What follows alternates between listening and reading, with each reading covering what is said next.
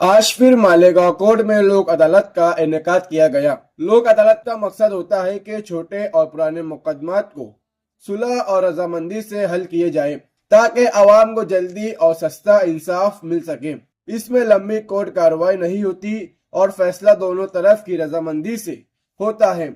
आज लोक अदालत के मौके पर कोर्ट प्राइमेसेस में मुख्तलिफ डिपार्टमेंट के टेबल्स लगाए गए थे, लेकिन सबसे ज्यादा भीड़ एमपीएसएल के टेबल पर देखने को मिली। ये हालात पहली बार नहीं थे। इससे पहले 14 सितंबर 2025 को भी लोक अदालत के दौरान एमपीएसएल कंपनी के टेबल पर यही मंजर देखा गया था। आवाम का कहना है कि पहले कंपनी मीटर नहीं देती, लोग बार बार मीटर लगवाने की दरख्वास्त करते हैं। कंपनी के लोग सर्वे भी करते हैं, लेकिन उसके बाद भी मीटर नहीं लगाया जाता। इसके बाद कंपनी आवाम पर बिजली चोरी के नोटिस दे देती है। लोगों का कहना है कि हम मीटर लगवाना चाहते हैं, मगर सर्वे के बाद भी मीटर नहीं मिलता और सीधा नोटिस मिल जाता है। कुछ ही महीनों के अंदर हजारों और लाखों रुपए के बिल और नोटिस आवाम को भेज दिए जाते हैं। मालेगांव में ज्यादातर पावरलूम मजदूर रहते हैं, जिनकी आमदनी महदूद होती है।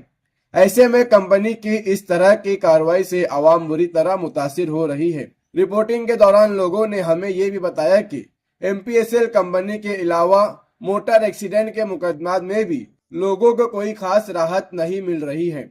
लोग लोक अदालत से उम्मीद लेकर आए थे, मगर कई लोगों को यहाँ से भी मायूसी का सामना करना पड़ा। आवाम का कहना है कि लोक अदालत का मकसद राहत देना है, लेकिन अगर यहाँ से भी लोगों के मसले हल ना हो तो फिर गरीब और मेहनतकश लोग कहाँ जाएंगे। लोक अदालत के अंदर हम आए हैं। एमपीएसएल वालों की तरफ से हमें नोटिस आया था। नोटिस के अंदर ये लिखा गया है कि शुरू में हमारा घर का काम चालू था, तो कंस्ट्रक्शन लाइन के अंदर हमने डायरेक्ट कनेक्शन लिए। चलो ठीक है, हमारी गलती थी। तो उन्होंने 24,000 रुपये का फ़ाइन मारे हमें स्टार्टिंग में। हमने बोले कि यार टेम्पररी मीटर दे दो, लेकिन टेम्पररी मीटर के लिए अर्ज देने के बाद भी यह सब अर्ज दी गई है, मेरे पास पूरी है डिटेल। तो अर्ज देने के बाद भी इन लोगों ने हमें मीटर नहीं दिया। फिर वो फ़ाइन लगे। फ़ाइन लेने के बाद 1 साल बाद वापस हमें अर्ज दिया गया, तो 50,000 रुपये फ़ाइन मारा। अब यार घर तो अभी शिफ्टिंग होने को 6 महीना हुआ है। अब 1,000 रुपये से भी पकड़े अगर कभी तो 6,000 रुपये बिल होता है, 2,000 पकड़े तो 8,000 रुपये बिल। तो 50,000 रुपये का बिल ये लोगों ने कैसा मार दिया गया। मुझे ये सवाल है सबसे पहला एमपीएसएल वालों से कि भाई 50,000 रुपये का बिल आप लोग एक आदमी को 50,000 रुपये का बिल मार रहे, तो ऐसे 100 लोगों को 50,000 मारे तो कितना अकाउंट होता। यानी वो बिलिंग से ज़्यादा फाइन में पैसे कमा ले रहे, उनको बिलिंग करने की ज़रूरत ही नहीं है। अगर देखा जाए तो 1,000 लोग अंदर है अभी मौजूद। कम से कम 1,000 लोगों से अगर कभी 10,000 रुपये भी एक आदमी का पकड़े तो कितना हो रहा पैसा। हाँ, इसका कोई हिसाब नहीं है। इसके लिए सबसे पहली बात ये की जाए कि भाई लोगों को मीटर प्रोवाइड नहीं कर पा रही है कंपनी। अर्ज देने के बाद, कोटेशन भरने के बाद, कोटेशन देने के बाद भी 6-6 महीने तक का लोगों को मीटर नहीं दे पा रहे।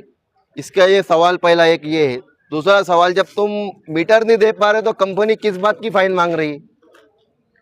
कंज्यूमर की गलती तो नहीं है ना, बस आते हैं खाना पूरी करते। हाँ, उनको अगर कभी फाइन मारना हो ना तो पहले आ जाएंगे वो।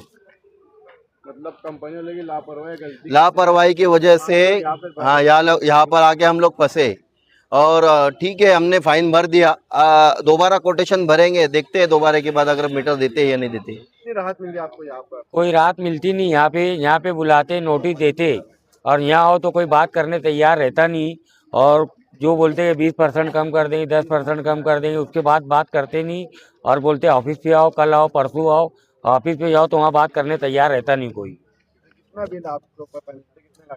ये पहले तो एक केस बना था, अब जब हर बार जैसे आते अदालत में तो एक केस बताता, अभी 3 केस बता रहा। ये हमको मालूम नहीं है। कितने कितने का एक एक केस का पर? एक पे 12 लाख रुपया बता रहा है, एक पे 17 लाख रुपया बता रहा है। यार एक ही दिन की तारीख का फर्क है।